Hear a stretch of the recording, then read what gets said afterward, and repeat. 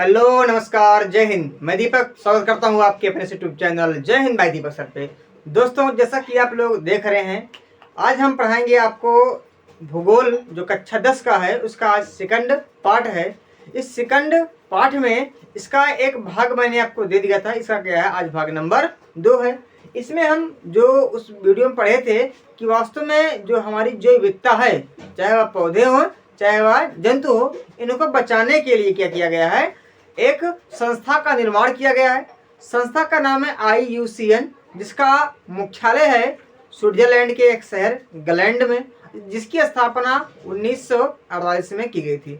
उसके समकक्ष मैंने देखा था कि एक डाटा आता है, एक आंकड़ा आता है, जो जारी करता है वही IUCN, और IUCN के साथ एक संस्था और जुड़ गई थी, उस संस्था का नाम है WWF।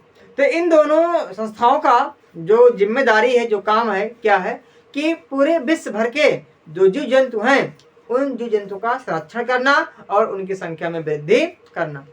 तो जो रेड डाटा बुक मैंने आपको बताया था, यानी कि लाल किताब या लाल पुस्तक बताई थी, उसके अंतर्गत आपके इस सिलेबस में 6 प्रकार के आंकड़े दिए गए हैं, और इन 6 प्रकार के आंकड़ों में जो जानवरों की प्रजातियों क्या है, कैटेगरी है, वह बांटी गई है। अब इसमें आपके एग्जाम में सीधा प्रश्न आता है कि IUCN के द्वारा जो लाल पुस्तक में आंकड़े दिए गए हैं उनको हमें बताइए, या पूछ लेगा आपसे कि इस एग्जाम्पल के माध्यम से कि आपके काला हिरण किस प्रजाति, कौन सी प्रजातियां हैं, जो निकोबारी कबूतर है ये कौन सी प्रजातियां हैं, और आपसे एक विशेष पूछता है डॉल्फिन, गंगा की जो डॉल्फिन है ये रेड डाटा बुक के हिसाब से कौन सी प्रजातियां हैं। तो इसको हम पढ़ते हैं एक एक करके। तो आपका काम क्या है, कापी किताब को निकाल लेना है, साथ साथ देखते हुए चलना है, और इस वीडियो को में बनने वाले जितने प्रश्न है साथ साथ इसको आप अपनी कॉपी में नोट भी कर लेंगे। तो एक क्या होती है, पहला इसमें जो रेड डाटा बुक के आंकड़े दिए गए हैं, इसमें जो आपके पहले आंकड़े हैं वे किसको दिखाते हैं, सामान्य प्रजातियों को। किसको दिखाते हैं, सामान्य प्रजातियों को दिखाते हैं। अच्छा, अब सामान्य प्रजातियां होती क्या हैं, तो ऐसी प्रजातियां जो आपके आसपास होती हैं।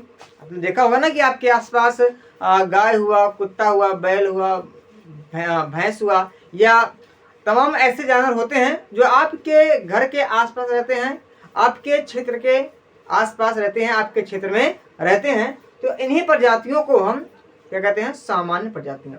तो परिभाषा तो आसान है इसकी, और आप समझेंगे तो लिख सकते हैं कि ऐसी प्रजातियां जो हमारे आसपास के क्षेत्रों में पाई जाती हैं। अगर दिख नहीं रहा होगा तो आप अपने इस वीडियो क्वालिटी बढ़ा लेंगे, इसके बाद आपको साफ साफ दिखेगा। ऐसी प्रजातियां जो हमारे आसपास के क्षेत्रों में पाई जाती हैं, बस उन्हें हम क्या कहते हैं, सामान्य प्रजातियां कहते हैं। जैसे आपका एग्जाम्पल में गाय हुआ, कुत्ता हुआ, बकरी हुआ, और बहुत सी प्रजातियां किसमें आती हैं, सामान्य प्रजातियों की श्रेणी में आती है। ये आपको याद हो गया होगा। अच्छा, सेकंड जो आंकड़ा आपको, सेकंड जो प्रजातियों का डाटा है वह क्या है, ये संकटग्रस्त।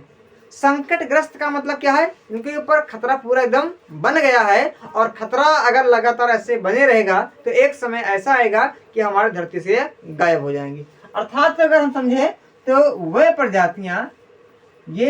प्रजातियां होती हैं जिनके लुप्त होने का खतरा, यानी कि जिनके समाप्त होने का खतरा, गायब होने का खतरा कुछ विषम परिस्थितियों के द्वारा बना रहता है। ठीक, यानी कि ऐसी कुछ परिस्थिति आ गई है जिनके माध्यम से ये हमारे देश से या हमारे पृथ्वी से समाप्त होने वाली है। अच्छा, वे विषम परिस्थिति कौन है, क्योंकि ये जो परिस्थिति है वह केवल मानव के द्वारा ही की जाती है। जैसे अगर खनन करना होगा तो हमें जमीन को खोदना पड़ेगा।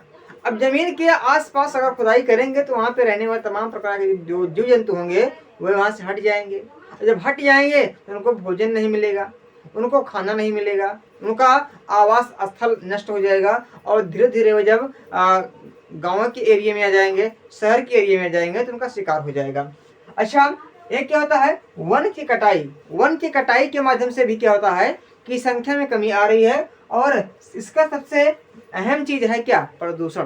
क्योंकि लगातार फैक्ट्री बन रहा है, शहरीकरण हो रहा है, लोग अपने क्षेत्र का विकास करके कंपनी वहां पे लगा रहे हैं। तो इन सभी कारणों से क्या होता है? केवल प्रदूषण होता है। जब प्रदूषण होगा, समस्या उत्पन्न होगी, तो जो आपके आसपास प्रजातियां हैं, चाहे वह पौधे की हो, चाहे पेड़ की हो, चाहे जीव जंतु की हो, एक समय बाद वह समाप्त होने लगेंगी। तो एग्जाम्पल में क्या आता है इनमें? जो काला हिरण है, इसी परिस्थिति के कारण, इसी समस्या के कारण क्या हो रहा है? समाप्त होने वाला है। मगरमच्छ आज, क्योंकि मगरमच्छ पहले नदियों में अक्सर पाए जाते हैं, लेकिन अब बहुत नदी ऐसी हैं जिनमें मगरमच्छ होता ही नहीं है।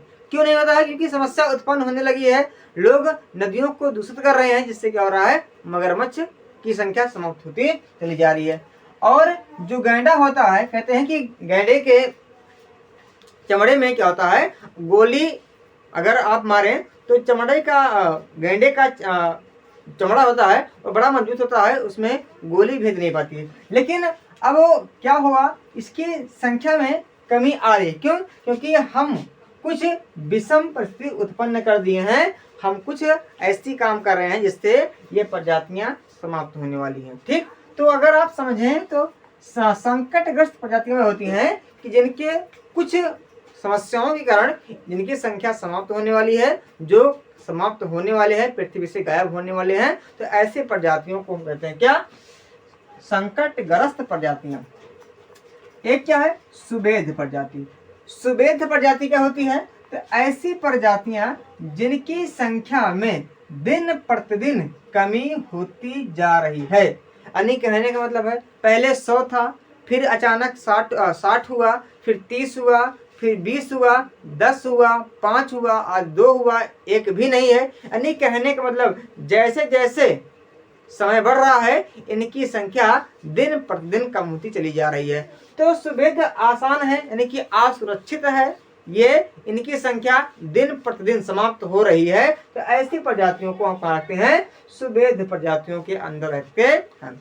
तो इतना आसान तो ये है, जैसे गंगा नदी की डॉल्फिन और एशियाई हाथी। अब से क्योंकि ये मगरमच्छ वाला ऑप्शन, ये डॉल्फिन वाला ऑप्शन, ये सब बहुत पूछता है कि फलाने जाति, जो फलाने या जो काला हिरण है, किस प्रकार की प्रजातियां हैं, या जो मगरमच्छ है किस प्रकार की प्रजातियां हैं, गंगा नदी में पाई जाने वाली जो डॉल्फिन है वह कौन सी प्रजाति है, सुबेध है, स्थानिक है, संकटग्रस्त है, तो पूछेगा। तो सुबेध क्या है? जिनकी संख्या दिन प्रतिदिन कम हो रही है, तो ऐसी प्रजातियों को कहते हैं सुबेध प्रजातियां कहते हैं।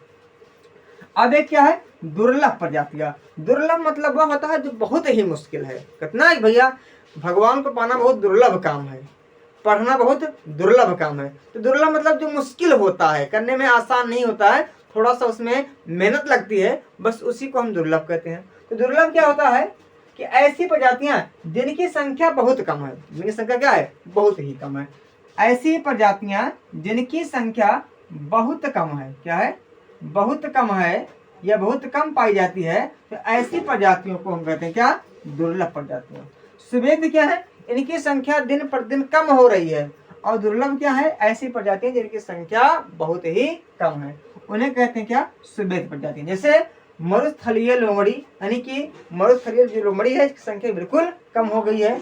और हार्नबिल एक पक्षी है, आप पढ़ेंगे कि हार्नबिल पक्षी के नाम से नागालैंड में एक त्योहार आता है, इसका नाम है हार्नबिल त्योहार। यानी किसी पक्षी को बचाने के लिए नागालैंड में यह त्योहार मनाया जाता है। तो हार्नबिल पक्षी क्या है?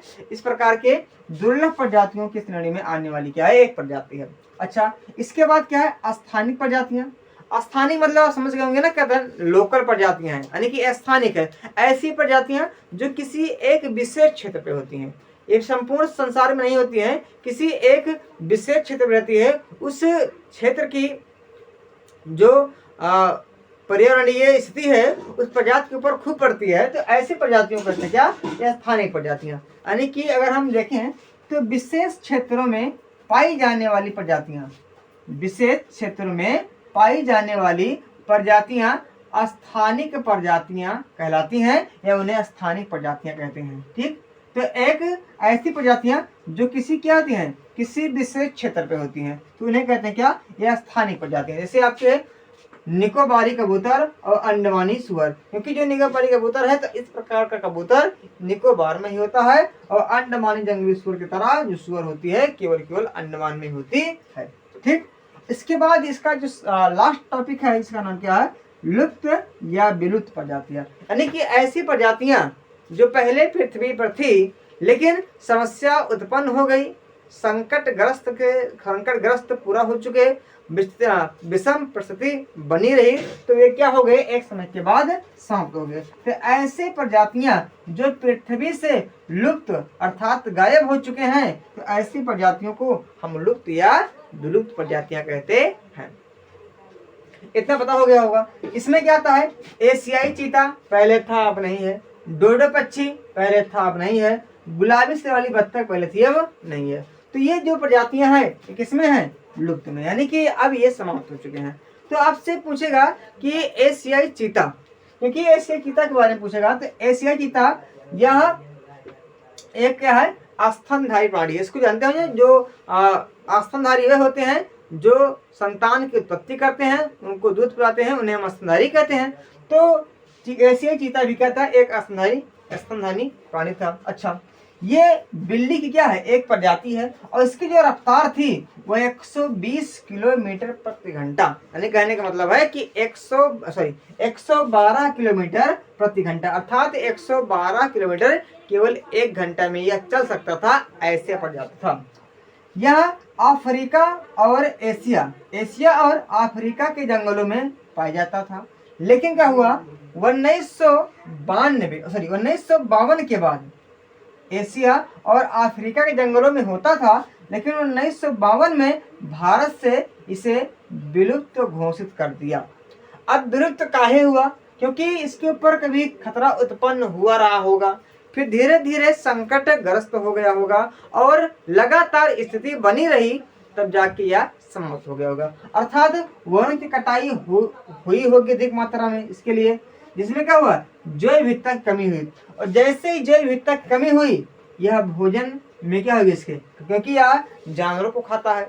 अब जब जंगल कटेंगे, जानवर वहां से हट जाएंगे, तो क्या हो जाएगा, यह खाने को नहीं पाएगा, और जब खाने को नहीं पाएगा तो भोजन की तलाश में इधर उधर भटकेगा, और कोई व्यक्ति इसका क्या कर लेगा, शिकार कर लेगा। तो इन्हीं परिस्थितियों के कारण, इन्हीं समस्याओं के कारण एशियाई जो चीता है 1952 के बाद भारत से इसे विलुप्त घोषित कर दिया गया, और इसे उठा के ले जाके विलुप्त वाली प्रजातियों की श्रेणी में रख दिया गया।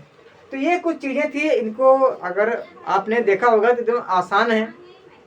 जो हमारे आसपास होती हैं वे क्या हैं, सामान्य प्रजातियां, जिनके ऊपर खतरा उत्पन्न हो चुका है, अगर लगातार बना रहेगा समाप्त हो जाएंगी। यह संकटग्रस्त प्रजातियां जो दिन प्रतिदिन कम हो रही हैं, वो सुभेद प्रजातियां, जिनकी संख्या बहुत ही कम है वो दुर्लभ प्रजातियां, जो किसी विशेष क्षेत्र पे होती हैं उन्हें कहते हैं स्थानिक प्रजातियां, और जो पृथ्वी से गायब हो चुके हैं उन्हें कहते हैं विलुप्त प्रजातियां। तो ये बहुत ही आसान था, अगर आपके पास थोड़ा सा दिमाग होगा तो इसको आप याद कर लिए होंगे। और यह अगर जाने तो हमारे एग्जाम के दृष्टिकोण से ये क्या है, बहुत ही IMP क्वेश्चन है, बहुत ही क्या है, इम्पोर्टेंट क्वेश्चन है। अगर इसको आप पढ़े रहेंगे, समझे रहेंगे, तब जाके एग्जाम में इसको लिख पाएंगे। अगर समझ नहीं पाएंगे, चीज़ों को याद नहीं करेंगे, तो भैया आप कुछ कर नहीं पाएंगे, क्योंकि जब इतनी आसान चीज़ें आपको नहीं याद होंगी तो भैया कठिन चीज़ तो आप भूल ही जाइए। ठीक, तो इसको अगर आप लिखे नहीं होंगे तो लिख लेंगे। अगर कोई इसको स्क्रीनशॉट वगैरह लेना चाहता है तो ले सकता है, बिल्कुल अच्छे से लिखा गया है ना। अगर वीडियो की क्वालिटी अच्छी लगी हो, वीडियो अच्छा लगा हो, तो इसे लाइक करना, शेयर करना, और अपने मित्रों के साथ इसे साझा जरूर करना। तो मिलते हैं इसके अगले वाले पार्ट के साथ, तब तक के लिए जय हिंद, जय भारत।